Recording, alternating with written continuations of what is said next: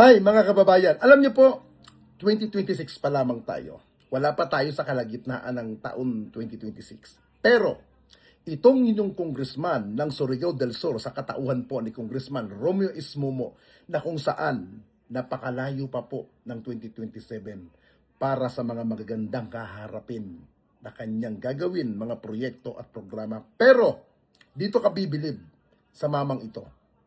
Ngayon pa lamang, bago magkalagitnaan taon 2026, nagpaplano na po siya kung ano pa ang pwede niyang maidulog at ano pa ang kanyang pwedeng maitulong sa kanyang mga kababayan dyan po sa Surigao.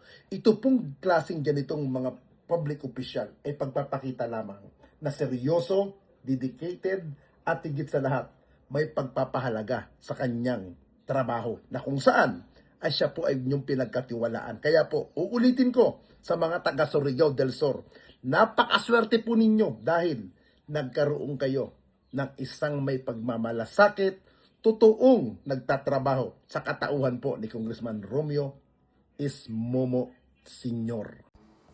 Sa larangan ng pamamahala, ang tagumpay ay hindi nakukuha sa tsamba. Ito ay maingat na dinidisenyo.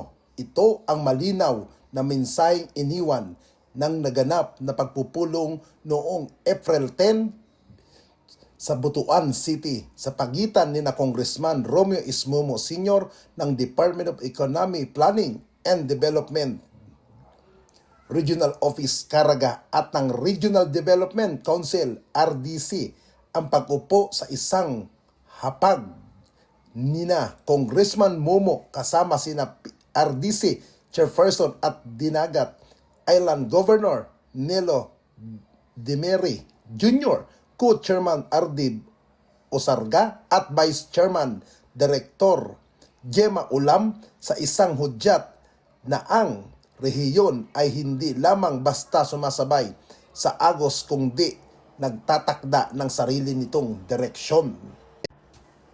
Ang pagtutok sa fiscal year 2027 sa gitna ng taon 2026 ay isang kahangahangang hakbang ng 46 o mga agang pagpapalano sa pamamagitan ng pag-align ng mga programa at proyekto sa mas malawak na mitiin ng rehiyon. Tiniyak ng mga opisyal na ang bawat pisong ilalaan ng gobyerno ay mapupunta sa mga inisyatibong may direktang epekto sa buhay ng mga mamamayan sa Caraga, partikular sa Surigao del Sur. Higit pa sa technical na respeto ng budget, ang dialogue ito ay simbolo ng multisektoral collaboration sa pagsasama-sama ng legislatura at ng mga sangay ng ehekutibo at development planning na binansag nitong solo mentality o kanya-kanyang pagtatrabaho. Ang ganitong krusadang kooperasyon ang siyang nagpapabilis sa paglago ng ekonomiya at pagpapaunlad ng infrastruktura. Ito ay isang matibay na commitment na ang gobyerno ay hindi lamang naghahatid ng serbisyo kung hindi naghahatid ng makabuluhan outcoming sa mga resultang nararamdaman at pangangailangan. Ang aktibong partisipasyon ni Congressman Momo sa strategic planning na ito ay nagpapatunay ng kanyang dedikasyon sa kanyang sinumpaang tungkulin.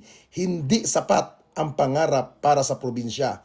Kinakailangan ang masusing paghahanda at pakikipagbisig sa mga eksperto sa ilalim ng ganitong sistema na kapag paplano ang bawat proyekto para sa Surigao del Sur ay hindi lamang pangiging guhit sa papel kung hindi magiging pundasyon ng isang mas masaganang at progresibong bukas.